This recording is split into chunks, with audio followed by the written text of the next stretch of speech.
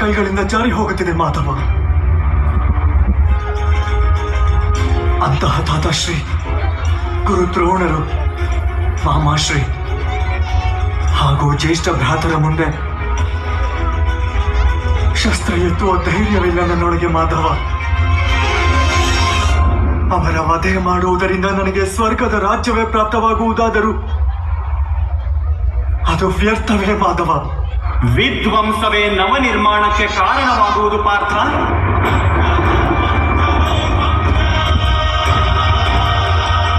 ಯುದ್ಧ ಮಾಡುವುದು ನಿನ್ನ ಕರ್ತವ್ಯ ಪಾರ್ಥ. ಶಸ್ತ್ರ ಎತ್ತಿಕೋ.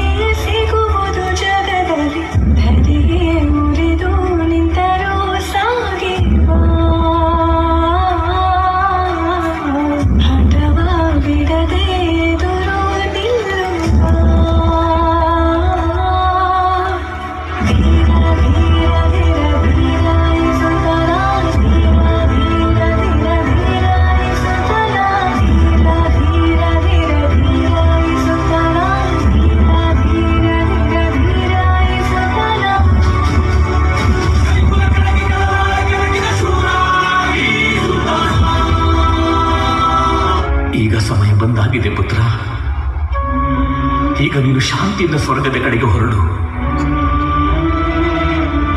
ವಿಶ್ವದ ಸರ್ವಶ್ರೇಷ್ಠ ಯೋಧನ ಗೌರವ ನನಗೂ ಪ್ರಾಪ್ತಿಯಾಗುವುದಿಲ್ಲ, ಅರ್ಜುನನಿಗೂ ಸಹ. ಆ ಗೌರವವನ್ನು ನೀನು ನನ್ನಿಂದ ಕಸಿದುಕೊಂಡಿರುವೆ ಪುತ್ರ. ನನಗೆ ನಿನ್ನ ಮೇಲೆ ಹೆಮ್ಮೆ ಇದೆ.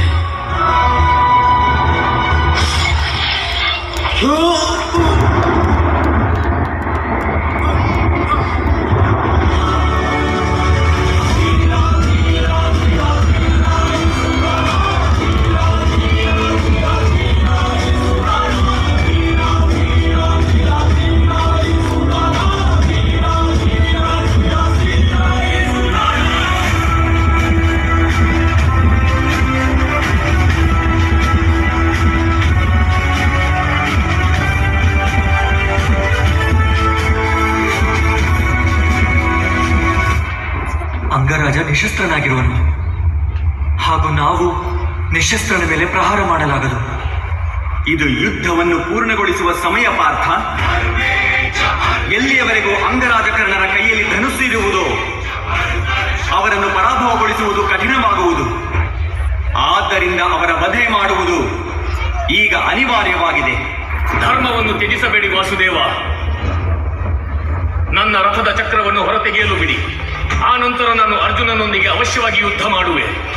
ಆದರೆ ನೀವು ನಿಮ್ಮ ಶಬ್ದಗಳ ಶಸ್ತ್ರಗಳಿಂದ ಒಬ್ಬ ಸ್ತ್ರೀಗೆ ವೇಶ್ಯೆ ಎನ್ನುವಾಗ ನಿಮ್ಮ ಧರ್ಮವನ್ನು ತ್ಯಜಿಸಬಹುದಲ್ಲವೇ ಅಂಗರಾಜಕರ್ಣ?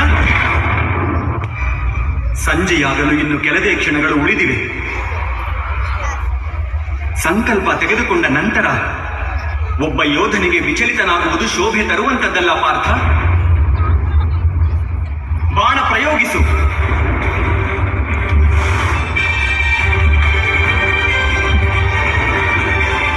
ವಿಳಂಬ ಮಾಡಬೇಡ ಪಾರ್ಥ. ಧನಸ್ಸನ್ನು ಎತ್ತಿಕೋ. ಯೋಗ್ಯವಾದ ಸಮಯವಾಗಿದೆ. ಅಂಗರಾಜಕರ್ಣರ ವಧೆ ಮಾಡು.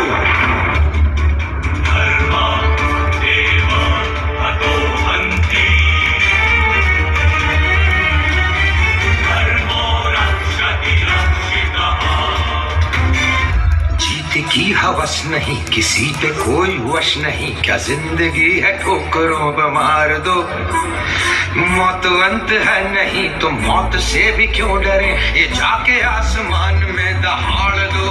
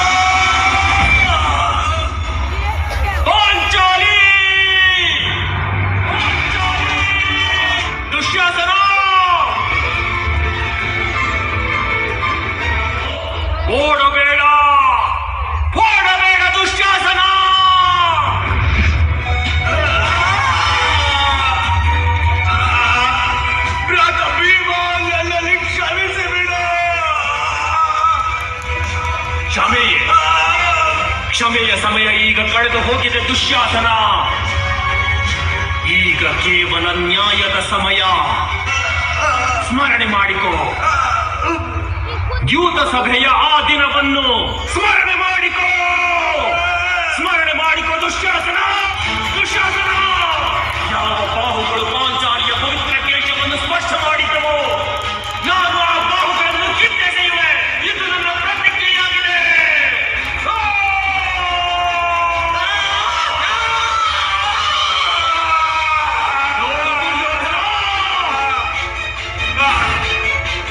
ಯಾವ ಕೈಗಳು ಸ್ತ್ರೀಯರ ಮರ್ಯಾದೆಯ ಭಂಗ ಮಾಡುವವೋ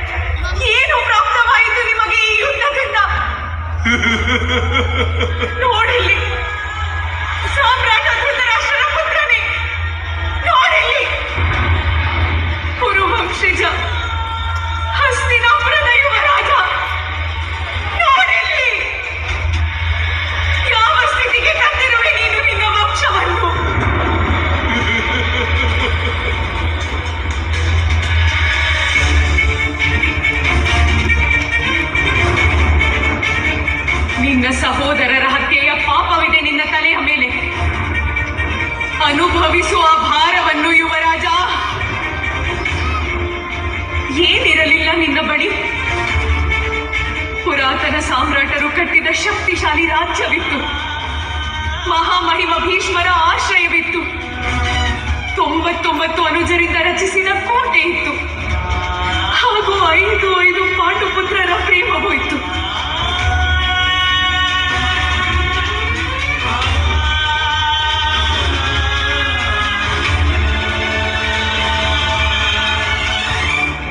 ಆದರೆ ನಿನ್ನ ಅಹಂಕಾರ ಹಾಗೂ ದುರಾಸೆಗಳು ಎಲ್ಲವನ್ನೂ ನಾಶ ಮಾಡಿದವು. ಎಲ್ಲರನ್ನೂ ಧರ್ಮ ಮಾರ್ಗದಿಂದ ಭ್ರಷ್ಟರನ್ನಾಗಿಸಿದವು.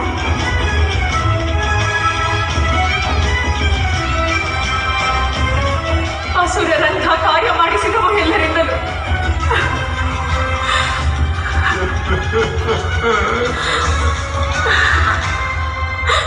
ಈ ವಿಧ್ವಂಸವನ್ನು ನೋಡಿದ ಮೇಲೆ ನಮ್ಮೆಲ್ಲರ ಆತ್ಮಗಳೇ ಚಿತೆಯ ಹಾಗೆ ದಹಿಸುತ್ತಿವೆ. ನಿನ್ನ ಆತ್ಮವು ಈ ಭಾರವನ್ನು ಅದು ಹೇಗೆ ಹೊರುವುದು? ಒಂದು ವೇಳೆ ನಾನು ನಿನ್ನನ್ನು ಕ್ಷಮಿಸುವಂತಿದ್ದರೆ ಅವಶ್ಯವಾಗಿ ಕ್ಷಮಿಸುತ್ತಿದ್ದೆ. ಆದರೆ ಒಬ್ಬ ಸ್ತ್ರೀಯ ಮರ್ಯಾದೆಯನ್ನು ಭಂಗ ಮಾಡುವವನನ್ನು ಕ್ಷಮಿಸಲಾಗುವುದಿಲ್ಲ.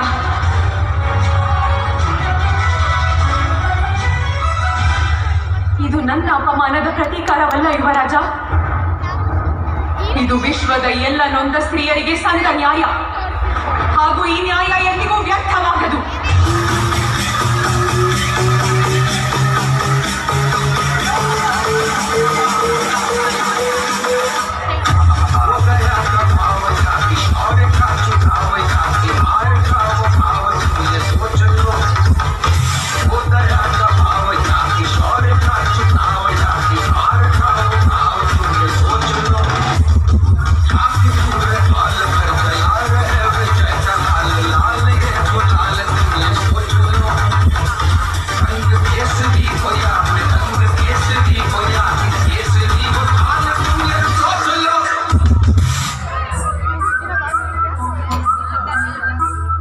जिस कवि की कल्पना में जिंदगी हो प्रेम गीत, उस कवि को आज तुम नकार दो.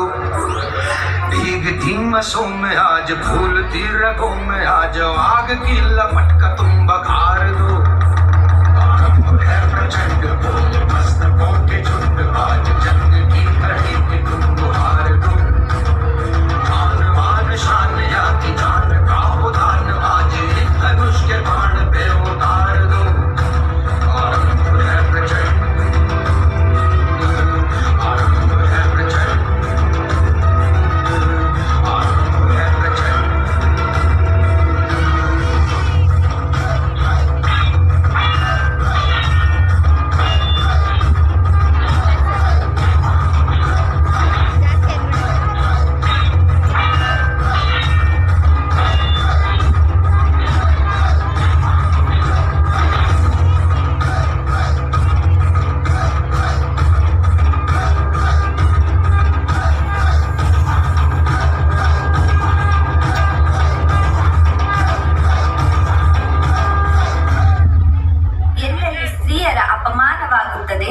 ಅಲ್ಲಿ ಇತಿಹಾಸದ ಪುಟ ಬದಲಾಗುವುದು. ಒಬ್ಬ ದುಶ್ಯಾಸನ ದ್ರೌಪದಿಯನ್ನು ಅವಮಾನಿಸಿದ್ದಕ್ಕಾಗಿ 100 ಜನ ಕೌರವರ ಅಂತ್ಯವಾಯಿತು. ಈ ಮಹಾ ಸಂಗ್ರಾಮಕ್ಕೆ ನಾಂದಿಯಾಯಿತು. ಯತ್ರ ನಾರ್ಯಸ್ತು ಪೂಜ್ಯಂತೆ ರಮಂತೆ ತತ್ರ ದೇವತಃ.